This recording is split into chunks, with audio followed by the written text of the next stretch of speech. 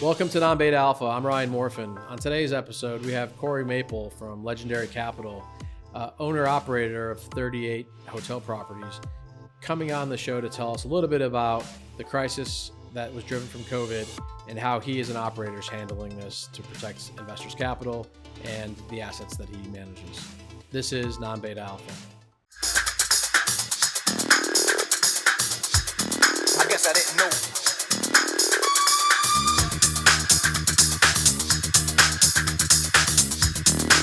I didn't know.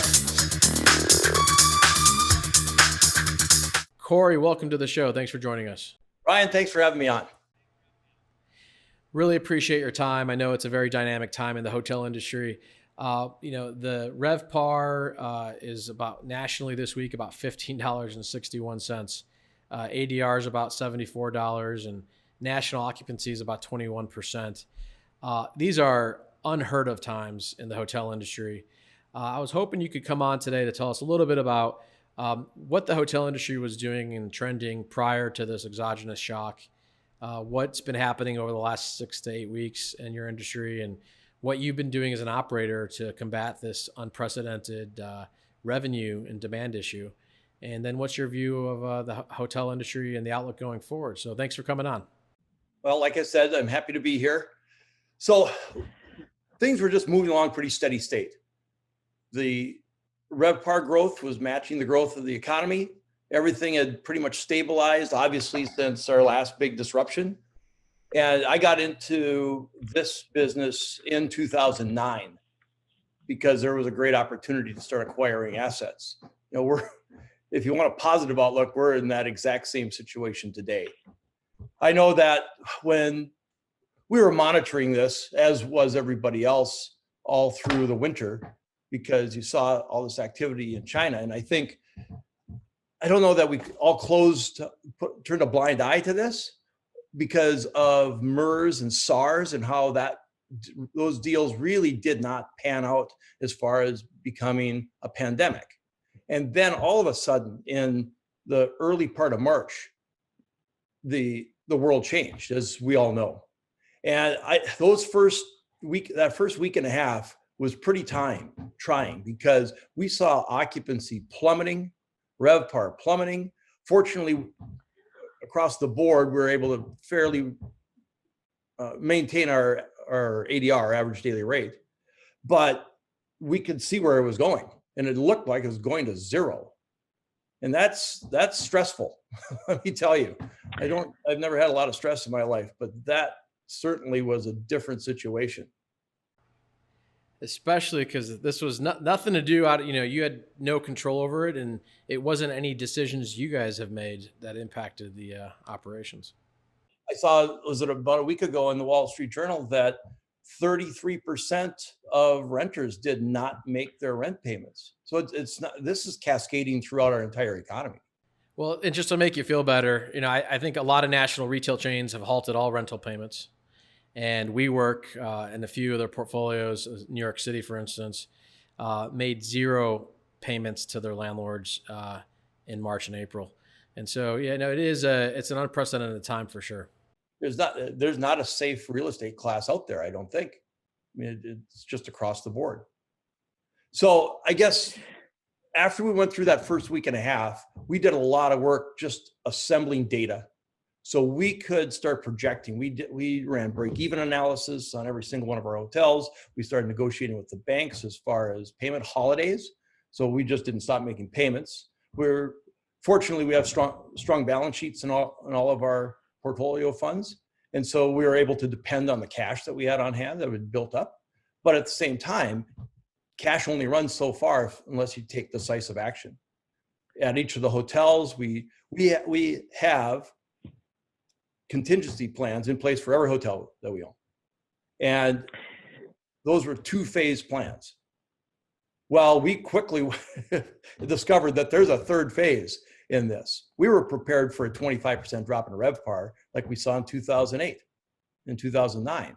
No one had any clue what you do when RevPAR goes down to 15 or 14 or $12. Historical context for our viewers. So 9/11 in 2008, the max revenue drop was 25%. And here we're looking at maybe as high as 90%. You're looking at RevPAR dropping in urban centers at 81%, nationally down to 69%. Bridgewater, the hedge fund from Ray Dalio, expects almost $200 billion of revenues from publicly traded companies to be erased in 2020, and as high as $920 billion from private, hotel operators. So this is a huge impact to the earnings in the economy, and unprecedented impact for an industry. So wanted to help set that stage as you talk about some of the growth data points that you've been focusing in on. So through those first couple of weeks, we rewrote all of our plans. We started executing against, certainly we got to level 2 within about a week, but then we rolled out level 3 and then level 4. Level 4 involves all but shuttering a hotel. We haven't had to go there yet. But on the level 3 side, we got down to bare minimum staff. We watch our staffing levels. Now we're running about 26% occupancy. So that's above industry average. Our RevPAR is down significantly, but it's not as bad as the rest of, if you look at the industry as a whole. And I think one of the reasons for that is we happen to be mostly in the United States, in the heartland of America. And our outliers are in markets like Virginia Beach, which during the 2008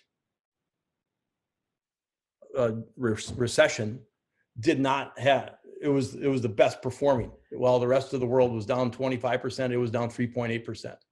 And that's still the best performing, but now we're talking 32% occupancy, and that's the best of the top 25 markets. So it's a completely different situation, as we've said a couple of times. But rather than kind of cutting back all of our salaried employees, obviously you have to keep your GM on board. We kept our director of sales in every hotel, our DOS. And that, I think, is what's made a big difference. I'll give you an example. We have a hotel in Virginia Beach. The DOS is a good relationship with Dominion Energy. She saw this storm coming that rolled through there on the 13th, called up Dominion. They filled up the hotel for 2 nights with linemen. And that's in a time when there's no occupancy. So you have to be nimble and you have to look for opportunities. And most people are just hunkering down. Full service luxury hotels are the hardest hit. They're down 96% in the last numbers I saw in occupancy. 4% occupancy is what those guys are running. And that's because they depend almost solely on group business, groups, meetings, and conventions. And those are the first things that went away in 2008. They're the first things that went away here. There's not gatherings of more than 10 people unless it's a Trump rally outside of a Capitol building, right? Yeah, something like 96% of all global destinations are closed right now. So it's unheard of. And so limited service, though, is what I would call, mission critical travel. People that are, mobilizing are going to be the folks that utilize, I think, limited service. And so maybe talk about, maybe the historical break-evens of limited service, and then what you think the break-evens are today, and what the outlook looks like for the industry. Well, on a standardized basis, around 50% is break-even, and that's without debt service. Excuse me, it's about 40% without debt service. And with debt service, you're in the low 50s, depending on your leverage, of course. And our debt ratios are in the low 50s, so we don't have a tremendous amount of debt. And in the situation we're in now, it's between 30 and 38%, depending on the hotel. So that's generalized on a RevPAR, or excuse me, an occupancy basis, where you have about $100 RevPAR. I'm generalizing because every single property has different numbers. And so as we went into our phase 3 response, we're running at a deficit but it's a manageable deficit. And then we can see this rebound. I was looking at the curves yesterday afternoon, and it looked like about on the 4th of April, we hit our lowest occupancy system-wide. And now we've kind of come back, and it's slow. It's not building quickly, but it is building. I think the nadir was about 18%. We're up to about 24, 25% system-wide now. And I attribute that to the effectiveness of our sales teams, going out there, reassuring clients. We've implemented high sanitization cleaning procedures in the hotels. I'd love you to maybe go into that, because that's going to drive consumer confidence substantially. Is, if I'm going to go start traveling again, and all the luxury hotels are closed because they've got much higher cost structures, and I'm going to need to start traveling for mission critical travel, what can a hotel operator do to make sure that I feel that I won't catch coronavirus at a hotel bathroom or a room, that it's been cleaned? What confidence can a hotel give its traveling public? So we've adopted Ecolab's sanitization system. We've always used their products, and they were very responsive and came out with a set of guidelines. So you're wiping down all of the hard surfaces in the common areas, at least hourly, sometimes more often, depending on the traffic. Front desk gets sprayed down after every transaction, after every guest comes and leaves. You'll wipe down all the exterior door and interior door handles of every room twice a day, certainly before the cleaning crew goes in, and then after they leave. And it's really just making yourself present with good chemicals that will effectively eradicate the virus, if it exists in the hotel. Yeah, no doubt. The public is going to need to get educated on that, and I think the more you do that to the business community, I think they'll start getting confidence to start traveling again. I know you guys are tied to the airline industry, right? Low jet fuel prices have really driven travel and made business travel much more affordable. Now that the industry has gotten a bailout in the airline industry, what type of bailout, if any, does the hotel industry feel like they've gotten? And does the current Fed, CARES Act stimulus really help you guys, because it's asking you guys to keep the employees in place, even though most people are reducing variable costs 100%? Like, what has the government done for the hotel industry, and is it sufficient what they've done?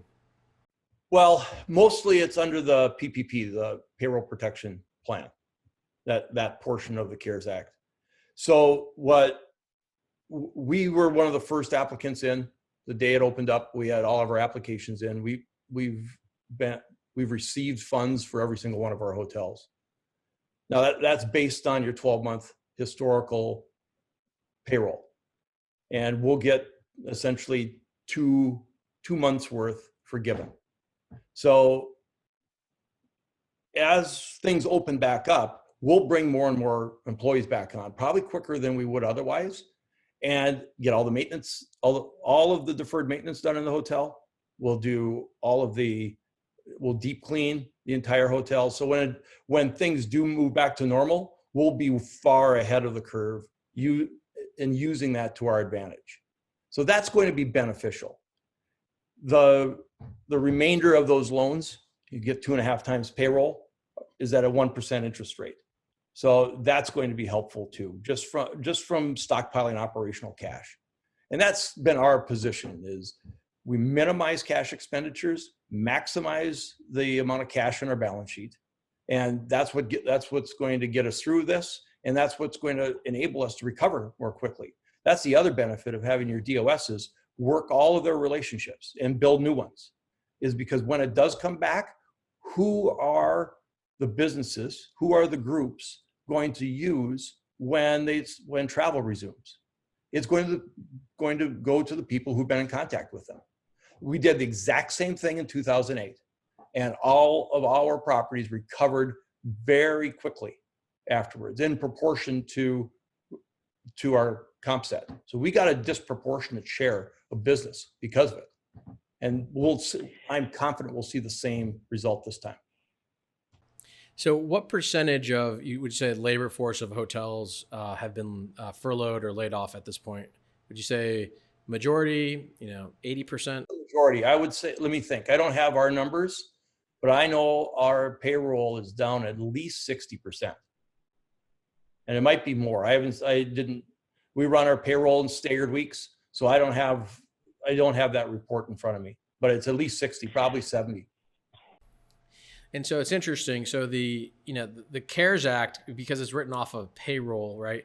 The hotel industry doesn't see June 30th as an end date for demand to be turned back on. At least I don't think. Most sectors don't.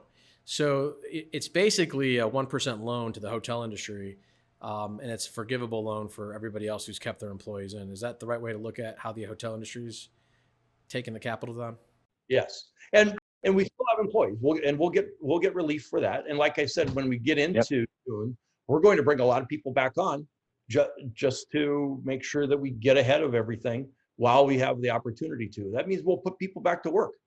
And that there's people out there not happy sitting at home without a job. The $1,200 checks that people are getting are not going to tide them over for the rest of the year. They want to get back to work, and we will be there for them. We'll bring our employees back on.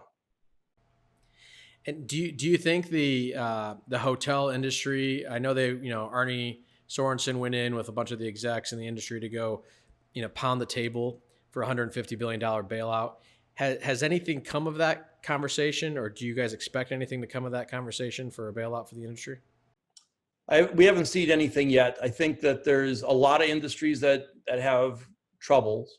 The nice thing about the airline industry, if non-competition is nice, is there's 5 or 6 major carriers that drive the vast majority of the domestic business. So they were able to easily speak with one voice. You don't have that in the hospitality industry. There's 10,000 owner operators out there. And so it's hard to get a single voice other than at the franchise level. And I know that IHG, Intercontinental Hotel Group, Marriott, Hyatt, and Hilton are on the business recovery task force that Trump has put together. So there is a voice there. I don't know exactly what's going to come out of this as far as direct relief. Well, you told me on a call earlier that I thought was fascinating. It was very creative, and this is what's going to separate the good operators from the bad. As people are working from home and they're looking for ways to maybe not go back to their office because their office is closed, you guys came up with a creative solution for folks to get some space and some quiet opportunities to work. Do you mind sharing a little bit of that? Absolutely, because we've spread it around to all of the major hotel chains too, and told them what we're doing. It's called Office Away. And there's a lot of people who can't effectively work from home for one reason or another. And we've provided a platform for them to rent the room for 5 days a week. They get the weekends thrown in because we're not going to use the room anyway. We do what's called very light touch cleaning in there. So they basically have an office away from their home, office away. And the nice thing about our hotels, it's not shared HVAC systems. They have what are called PTAC units in the rooms. And so the air is vented outside. And so you don't have exchange of air between rooms. And so everybody's in their own little cocoon. They walk in the front doors, the doors open up. They don't have to touch anything. They can go to their office away from home and sit down and work. And so that's been effective.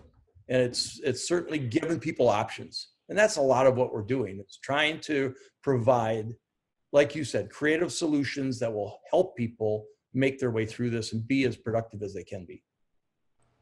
And what would that room go for? Are you charging by the week, by the month? Is it a daily rate? How do you price that? Yeah, so we price it as a daily rate. They're contract for 1 week at a time.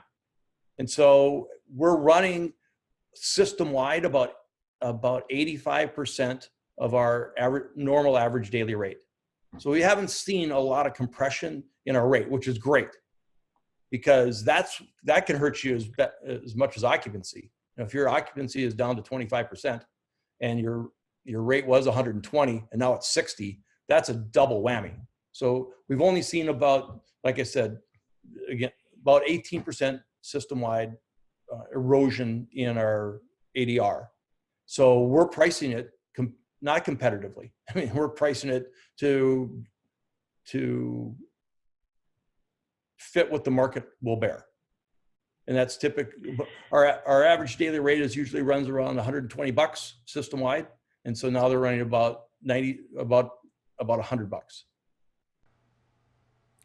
Well, and that's, I think one of the differentiators of having a strong operator. I actually, after we had that conversation, I called a few hotels regionally just to see what they were doing, if I could rent a room for a month or a week for just business purposes. And it was the big chains that said no, and it was the smaller, probably smaller business owner operators that were willing to consider or work something out. And, for a lot of our viewers across the country, it could be a good way. We have calls with our advisors probably every week, and I talk to them, and they say one of the big areas is the productivity, being at home now that the schools are closed, not being able to get focused on work, or wife realizes that the honey-do list is now of timing essence. So they're trying to get out of the house, and it's perfect idea. So, I'd heartily recommend all of our advisors to get out there and call their local limited service hotel provider and negotiate a good rate, because just because your office is closed doesn't mean you can't find a place to work quietly. And I think it's a brilliant idea, Corey. So hats off to you guys. This is an active program where we're going out and promoting it to all the local businesses, and that's part of that whole sales effort. It's not being passive and just happen to have rooms available. It's educating the public about their options. So, as we go towards the day after coronavirus, which at some point we'll start to see the exit sign, the exit ramp, if you will. How do you view, and how does the industry view the repair of this demand destruction that's gone on from an occupancy level? Like, how do we step back in terms of expectations for national occupancy levels to repair itself? Right now we're at 21% nationally. How does it step back up? What's the step function look like over time?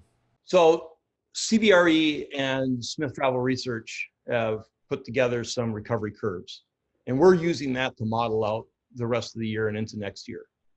And they accelerate fairly rapidly about a month after things start loosening up. So they modeled this against China, and we're not China, thank goodness. But that's the only model that they can base anything off of. So the shortest recovery curve is about 10 months, where we're back to system-wide 64.8% occupancy. That's what the hotel business was up through last year. Excuse me. So the longest curve is about 20 months. So now you're pushing a year and a half out before you get back. So the reality is probably somewhere in between there. I think it's a factor of how quickly the economy gets rolling again. That's the hotel industry is a harbinger of how the economy is doing. That as it recovers, the hotel industry will go in lockstep. As it goes down, same thing. But you'll see it, and we can see the cascading effect in other industries is just very noticeable in hospitality. So I know this is going to be a direct function of economic recovery. If we're in an extended recession, it's going to be the slower curve, the 20-month curve. If we can crank the machinery back up and get operating again, we'll be closer to the 8-month. And we're prepared for all of those scenarios. And so right now, I mean, you have low leverage, and I think that's a blessing. Some of your higher leverage competitors that were doing opportunistic plays or turnarounds, maybe shed some light on what is an operator's view towards, okay, I need to mothball this and shut it down and just wait for the demand recovery versus try to be opportunistic and try to grab some demand where it becomes available. At what point do you think some of these competitors have to mothball the properties and turn off the competition, which would hopefully help folks like you guys get back on track a lot quicker? Well, right. So generally, you'll see ownership groups that have a couple properties in a market will have already shut one down. So that's a standard practice. But the best way to lose your equity is to not have a relationship with your bank or have the bank start the foreclosure process. And we're going to see a fair amount of that. And the thing is, there's a lot of these folks who got into the hotel business in 2004, 5, 6, 7, because everybody and their brother could make money in a hotel, right? It's easy. And now you're seeing the ramifications of having inexperienced operators or inexperienced owners running hotels. Is they don't understand, and now they're scared. And that's what brings opportunity. There was tremendous opportunity for those who were brave enough to step into the waters in 2008, 9, and 10. Those were the biggest discounts. There's going to be tremendous opportunities over the next year. Yeah, I mean, they're starting to say that there's about the opportunity to lose more than $500 million in room revenue per day.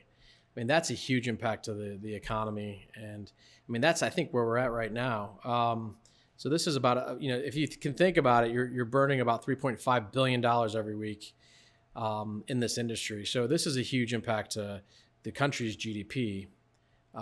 And so it's really going to, be important that two things happen. One, we balance the, opening up of the economy with, the economic repair that needs to go on.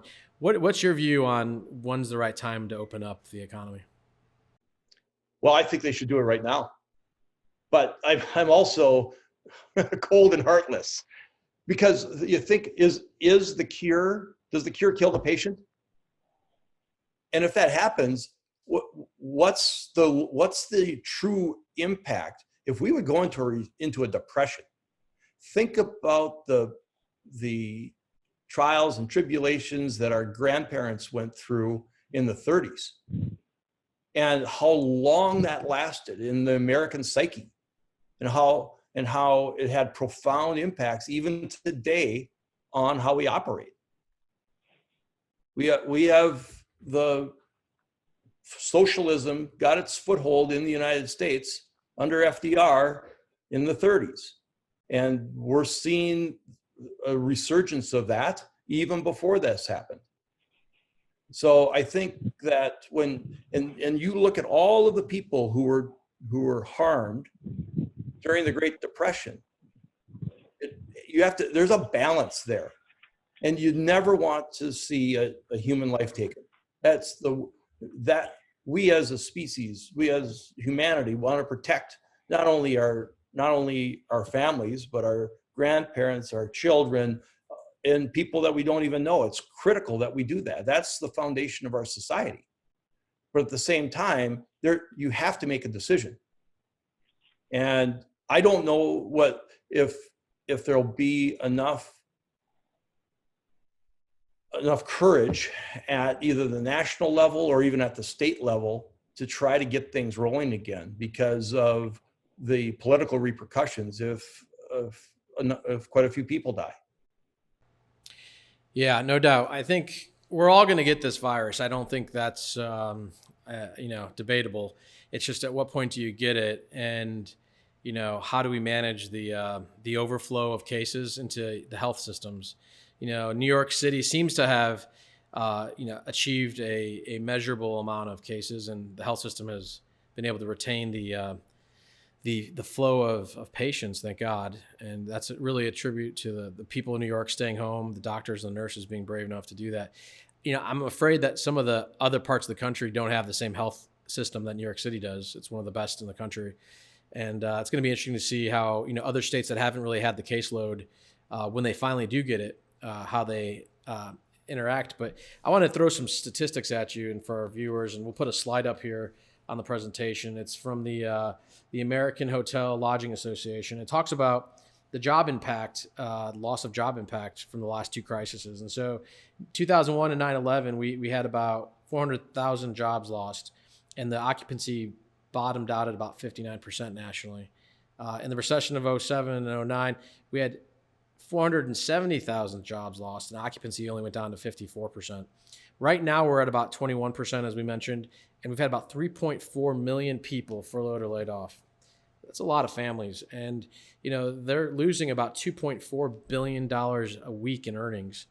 And the longer that we don't repair this demand and come up with a scalable testing option, I think it's going to impact and leave a permanent scar on the economy. And so there's probably going to be a lot of your competitors that don't make it in this space. Maybe they don't have good relationships with their lenders, or they took a bridge loan, or they've got a mezz lender who may get capital called. Opportunistically, looking ahead over the next 24 months, how will this dynamic really play out as an opportunity for investors as it relates to future acquisitions or development? What do you think the competitive set, how much does it shrink? And what is exciting from a new acquisition standpoint for you? Well, Smith Travel Research projects that there'll be about 15% of rooms lost over the next year. They figure that will come back. The majority of those rooms will come back online. But what's the big dynamic that's going to change is there will be no new construction for 2 or 3 years. The only projects that are going to come into, the only new rooms coming online are going to be the ones that are already in construction and they can't stop. So from that standpoint, we're going to have no new supply, and demand will continue to ramp back up.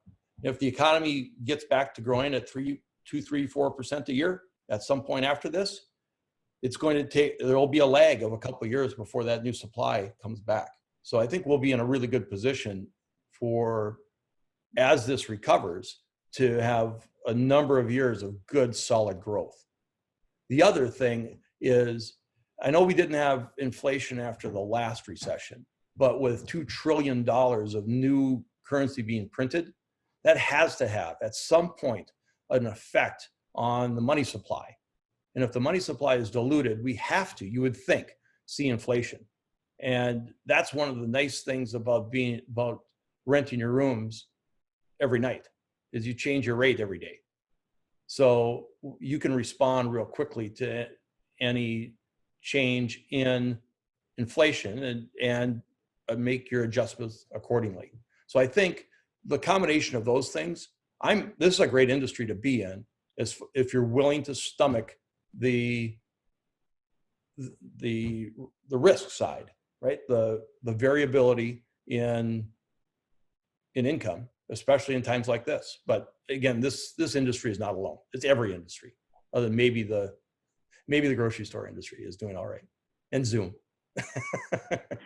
Yep, Zoom, Costco, yeah, absolutely. There's some essential providers of critical services that are going to do really well now. And have you thought about alternative use cases, or what is the industry talking about? Maybe repurposing assets to maybe affordable housing or skilled nursing, looking for other use cases for rooms that may not have the demand over the next, if we say 20 months out, before we get back to kind of call it January 2020 occupancy, national occupancy levels. What have you been thinking about, or what other operators thinking about for this type of conversation? Well, we haven't at all. We've had discussions with the National Guard. We're using, if it would come to where they'd have to deploy National Guard units in cities, where they turn the hotels into barracks. We've talked about using it as field hospitals. But as far as over the next 12 months, I'm sure that some will be repurposed. I'm sure some won't make it, and there'll be a contraction in supply. And it changes the entire dynamic going forward. But if you can weather this next 10 months or acquire in these next 10 months, now you're in a position to really reap the benefits once stabilization occurs. And as an industry, I don't know if you have any view, how much cash does a typical hospitality company keep on hand? And what kind of runway do you think they have as an industry to kind of cover the shortfalls, if you will, on the expense structure? Well, I think most banks are working with their borrowers. So there's relief, I think, not across the board. Certainly CMBS lenders haven't changed their practices, but local banks and even large banks have been accommodating. But that can only last so long. The banks need the cash flow as well. They have their capital to service. So at some point, there's going to be a come to Jesus on all of this. And at that point, there's going to be operators who don't make it. Most operators do not have significant cash balances. And especially hotels that are owned by small ownership groups, there's going to be capital calls coming. And there's a lot of those people who are going to be financially strapped, even fairly well-heeled people. And they will not answer those capital calls. They'll get diluted out. Those partners in those deals who have the money are going to have to put up a significant amount of money in order to tide the way through. And there's a lot of people that are going to be looking for some out in this. And there's not a lot of options available to them, frankly, unless there is another bailout, and specifically at this industry. Seems like it may be the early stages of a blueprint for an interesting hospitality investment strategy into the next 12 to 24 months. Well, we'll find out. We think so. Like I said, in the bleakest times is one of the greatest opportunities exist. Agreed. Well, Corey, thank you so much for joining us and giving us some insights and sharing your story. We appreciate it, and we wish you guys and your team the best. Well, Ryan, you're a superstar. Thank you, and happy day, everyone. Happy day. Thank you. Thanks for listening to Non-Beta Alpha. And before we go, please remember to subscribe and leave us a review on our Apple Podcast or YouTube channel. This is Non-Beta Alpha, and now you know.